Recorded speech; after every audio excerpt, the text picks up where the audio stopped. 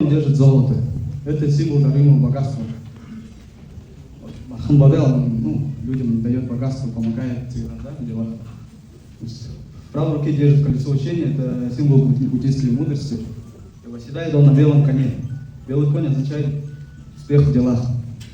Когда мы куда-то едем, всегда же молимся сначала Бархан-бабе, да? Все же мы люди. И он в черном соболином халате показывает свое величие.